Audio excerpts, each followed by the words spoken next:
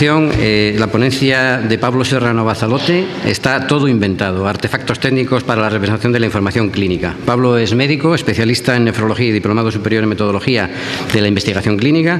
Ha ocupado puestos de gestión en hospitales de Madrid y Baleares, ha sido consultor sobre historia clínica electrónica en España y América, e investiga en la línea de la historia clínica electrónica e interoperabilidad, participando en los proyectos nacionales y europeos de calidad de la historia clínica y de EFSOS. Ha publicado sobre la implantación en SNOMECT, recibió el Premio de Calidad del Sistema Nacional de Salud por el Ministerio de Sanidad en el 2011 por el resumen del paciente como la ISO. Forma parte de los comités de AENOR, CEN, ISO e Información de Salud y del Comité Científico de Interoperabilidad del Ministerio de Sanidad. En la actualidad es director de planificación del Hospital Universitario 12 de Octubre.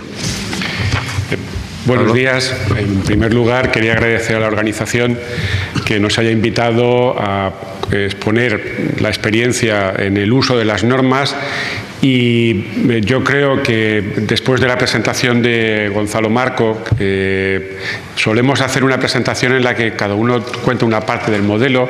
Estamos, como habéis visto, tenemos una interfaz, ¿no?, un binding, y ahora me toca a mí explicar esa parte de modelos que él ha contado. En las preguntas creo que podría responder, dado que él no está, también a la parte, como vais a ver, de terminología que yo he tratado de minimizar en mi presentación. En primer lugar, el título. El título lo sugirió la organización. Cuando me propuso el título de Está todo inventado, me hizo reflexionar. Yo creo que tenía un ánimo polemizador. Pues sí, está todo inventado. Está lo que yo voy a contar lleva bastante, lo que vamos a contar hoy en esta presentación lleva bastante tiempo inventado, y sin embargo nos va a sonar muy raro. O sea, que tenemos un primer problema. O sea, ¿no? Estamos con algo ya bastante con desarrollo científico y técnico de al menos 20 años, o sea, no estoy hablando, y sin embargo con todavía experiencias de implementación limitadas. Así que me parece una pregunta relevante. Sí, está todo inventado. ¿Qué es lo que está inventado entonces? Bueno, el Lego. Yo voy a hablar hoy del Lego. O sea, de hecho, podríamos hacer la presentación sin mencionar nada de las normas ISO y explicar que lo que construimos con la historia clínica electrónica o las soluciones tecnológicas que nos proponen es que pensemos en un Lego. ¿Qué tiene un Lego que nos puede servir para la historia clínica? A ver, en primer lugar, tiene un nivel de abstracción, ¿no? No son las figuras, no son figuras realistas, o no son figuras que pretenden recoger todo el detalle. No representan el coche a medida, el coche diseñado por cada uno de los jugueteros que hace un coche con detalle. Hace un coche con un nivel de abstracción. Y el segundo punto es que en realidad lo compone de fichas más pequeñas. En realidad tiene elementos que ha definido, la ficha de tal altura, con tantos slots, y combinando esas fichas construye figuras. El Lego es ahora mismo, cuando se explican los estándares avanzados, es probablemente la mejor analogía para explicarlo. Así que si el Lego está inventado, podemos utilizar durante toda la presentación la metáfora del Lego para ver si nos acercamos a esta complejidad que tienen los estándares. Yo voy a intentar explicaros esos cuatro elementos. Una pequeña introducción, que me gustaría que fuera lo más breve posible, pero me parece que si no nos puede dejar con unos conocimientos a lo mejor básicos para entender de qué estamos hablando en estas normas avanzadas. Luego, la presentación quiere tener un ánimo muy práctico, o sea, quiere discutir cuáles pueden ser los modos de aplicación y una hoja de ruta. Así que la segunda parte será cómo se puede utilizar. Hacerlo a partir de la experiencia que tenemos. O sea, no voy a hablar en teoría, las normas las podemos contar, pero vamos a hablar de experiencias reales. Y luego, para concluir y que sirva del debate, ¿qué podemos hacer con esas normas y con terminología? Entonces, muy brevemente, es decir, enlazando con la presentación de Gonzalo, ¿por qué estas normas? Mira, pues yo tengo esta presentación aquí de una pequeña y una notación literal, una notación narrativa, donde están todos los elementos que durante la década de los 90, basado en investigación y no a partir de desarrollos empíricos, sino con una reflexión científica, se identificaron. En esa nota hay unos elementos, estos que he marcado aquí, que tienen en común, que son referencias al registro clínico, el paciente, la fecha, ¿no?, quién lo hizo. Otros elementos que están marcados aquí, que es lo que nos ha contado Gonzalo, son términos de la expresión médica. Pero fijaros, lo que las normas y la investigación descubrió es, ¿veis que hay una parte que está en la anotación que no aparece ni en el modelo de registro estrictamente del contexto del registro clínico, ni en la terminología? Que son elementos que hasta que no se identificaron bien y no se les dio solución, refiere, no es algo que lo diga el propio paciente, es posible, no hay certeza, o sea, pero para hacer un juicio clínico preciso no me basta que me den el diagnóstico, me tiene que decir si ha sido sospechado, si lo ha hecho el residente, un adjunto, después de... Y esos elementos del contexto estrictamente clínico, cuando se identificaron, se vio que había que buscarles una solución en la representación de la información clínica. Así que los elementos, en esa lista, además de los que hay, podíamos pensar que la evidencia científica para tratar bien a ese paciente con cáncer de mama o esa reacción adversa se ha reflexionado que requiere además esta información de contexto. Causalidad, el estado en el que ha quedado la reacción adversa. Es un ejemplo, además de un contexto bien definido que es farmacovigilancia, por ejemplo, donde el reporte de una reacción adversa está bastante bien identificado por la evidencia científica o por consensos cuál debe ser el conjunto de información que debe acompañar en esa notificación. Así que necesitábamos, para representar la información clínica correctamente, 3 elementos. Una información de contexto que recoge la estructura clínico, digo no médico-legal, que yo pongo clínico-legal, del registro clínico. Esto es estrictamente qué tiene que tener un registro de la actividad, ¿vale? El segundo es una estructura propia de los datos clínicos. Es otro nivel, es un nivel por debajo, en donde lo que se refiere es qué debo conocer, cómo deben organizarse los datos por ejemplo, de un concepto clínico como reacción adversa o de alergia o de un diagnóstico o de una actividad. Y por último, debe acompañarse de una terminología, de un vocabulario controlado que le dé significado a los términos que se usan dentro de ese modelo. Estos son los 3 elementos que necesitaban para el modelo. Y los estándares proporcionaron la investigación, se concretó, esta investigación de los 90, al final de los 90 se concretó en un estándar muy importante, que es el estándar 13606, que es el estándar ISO. Es una norma europea primero, luego ha sido ISO, norma UNE, está traducida, ha tenido ya dos versiones, estamos en la edición de la tercera, que tiene 4 partes. En la primera parte explica, la que se encomienda la definición de ese modelo del contexto clínico, el modelo que se llama de referencia genérico de registro clínico. Ahora veremos en lo que consiste. Una segunda parte de la norma especifica cómo se deben representar los conceptos clínicos, no la parte de modelización de la información del registro, sino estrictamente esa parte donde se pueden diseñar modelos clínicos. Y lo hace con un concepto que es muy importante, que ha mencionado también Gonzalo, dual. Separa, simplemente explicita una forma de crear las piezas, nos va a dar unas instrucciones para crear las piezas, pero diciendo que las piezas van a ser definidas por los expertos del dominio, por los profesionales. Independiza el diseño de la norma de lo que van a ser los desarrollos posteriores, y lo que nos proporciona es un lenguaje para representar ese conocimiento del dominio clínico. Y por último, proporciona unos enganches, unos enlaces, un método para anotar de significado con terminologías estos modelos de información. En este caso, por ejemplo, pues puede ser con SNOMED-CT o con cualquier otra terminología. Entonces, este concepto de modelo dual, de separación de información y conocimiento, de que las normas tengan la suficiente flexibilidad como para que la evolución del conocimiento se pueda hacer fácilmente cambiando la descripción, proporcionando un método y una herramienta para que el conocimiento pueda cambiar ágilmente, es lo que se ha llamado modelo dual. Y cualquier desarrollo de esta nueva generación tendrá que seguir este modelo dual. Es uno de los aspectos críticos en la valoración de desarrollos, tanto como veremos ahora en esta hoja de ruta, si seguimos o no seguimos este paradigma del modelo dual. ¿Qué es un modelo de información? La verdad es que arquetipo es una palabra que, como ontología, son estos palabras que nos asustan. Así que podemos decir que un arquetipo es lo que nosotros ahora veríamos en una interfaz como un formulario. No es lo mismo, o sea, no es ni una plantilla ni un formulario, es una abstracción que está detrás y puede dar soporte a todas esas cosas: plantilla, conjuntos de datos, especificaciones de datos, formularios. Eso detrás, como abstracción, le llamamos arquetipo. En la expresión más sencilla, es una formalización de una estructura de datos clínicos. Lo más importante de lo que han avanzado los estándares, que pueda ser comprendido por los clínicos, que sirva para una comunicación entre los expertos que implementan y los clínicos. Los formalismos que han sido tan sofisticados que no pueden ser realmente entendidos y gobernados por los expertos han sido muy débiles. O sea que lo fundamental de este modelo de arquetipos es que se ha trabajado mucho para que esa especificación pueda ser usada en la relación de quien define el dominio y quien lo implementa. Sus elementos son los que tenéis experiencia en modelización, los habéis usado.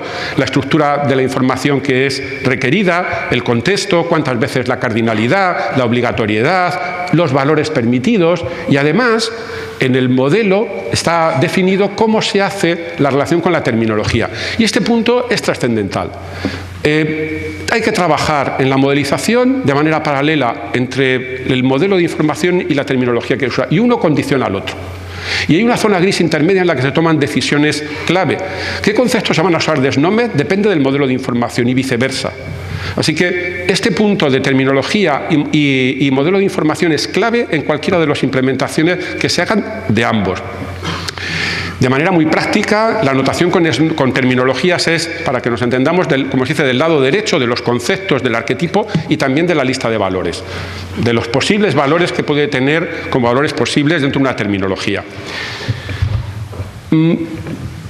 Esta ha sido muy rápida, como no puede ser en el contexto de una introducción, pero si vamos en un punto más práctico, ¿cuál es la situación ahora mismo en cuanto a las normas que podemos utilizar en informática sanitaria? Bueno, tenemos dos paradigmas y también es importante que reflexionamos sobre ello. Hay un paradigma pragmático que ha pretendido dar una formalización, una ontología, por decirlo, a la comunicación entre sistemas, a los mensajes. Básicamente es el paradigma de HL7.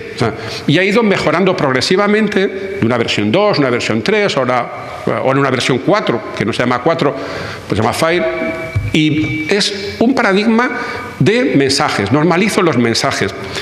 Y hay otro paradigma que dice, bien, esto es limitado, si solo normalizo los mensajes va a haber una dificultad de intercambiar significado. Nos vamos a proponer algo más ambicioso, vamos a hacer una ontología del modelo de registro, de la historia clínica. De ese paradigma representa OpenEHR, que es una iniciativa de modelización de la historia clínica, y ISO 13606.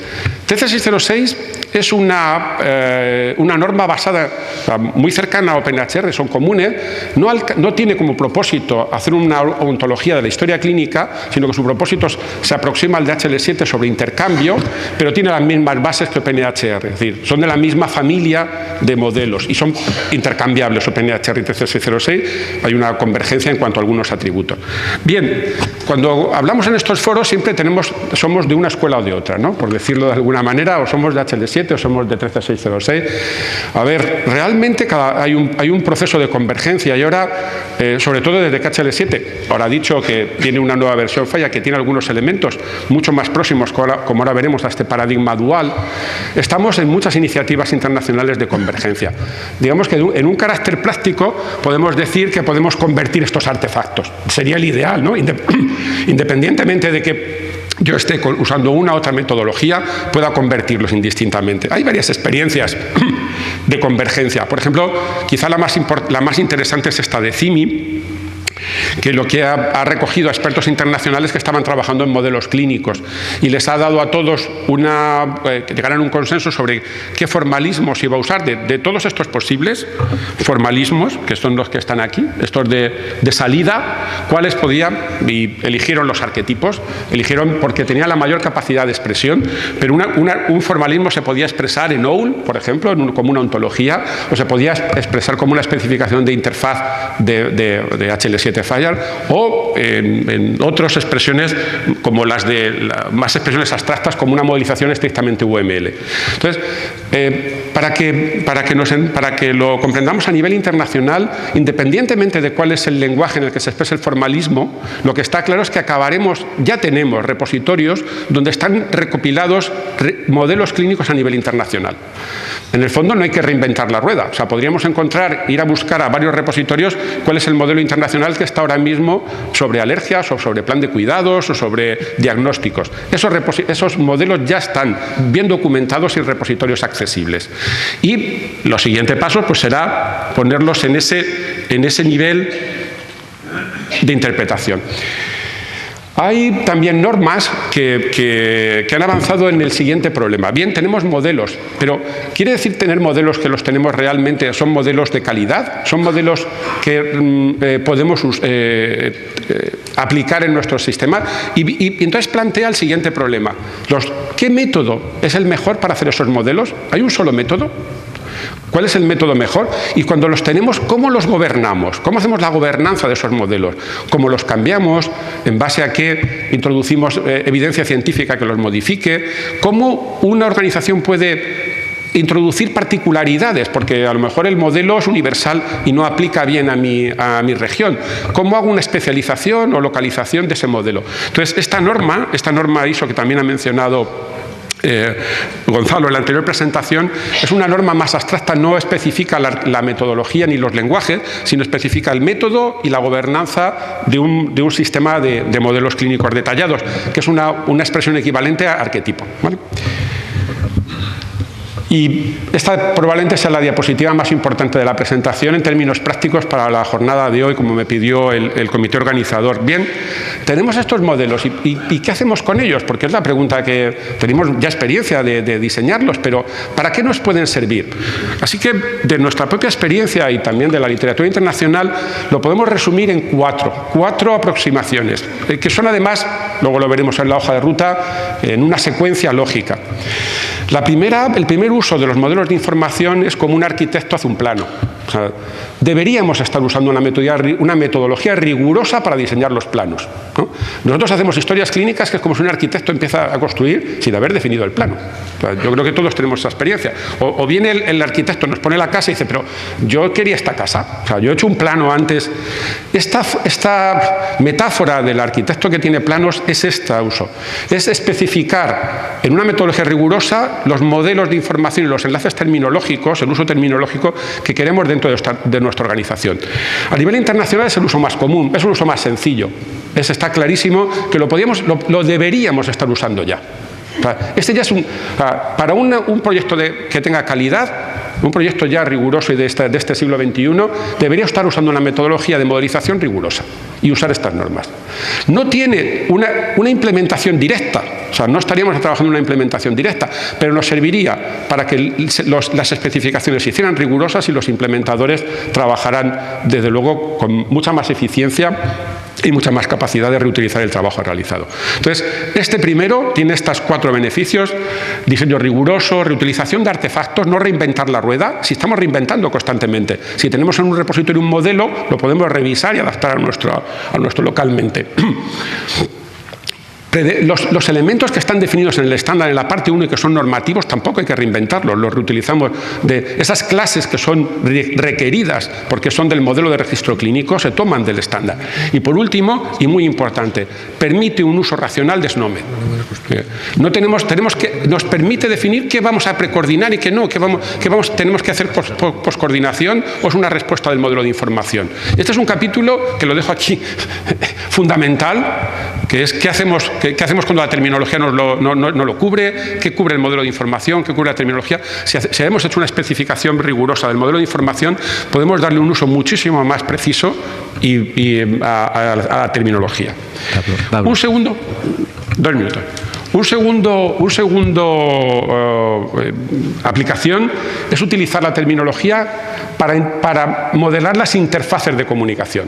Perdón, la terminología, los modelos de información ya directamente en interfaces de comunicación. Es decir, utilizarlo en las integraciones. ¿Podemos usar 13606 y arquetipos en integraciones estándar? Sí.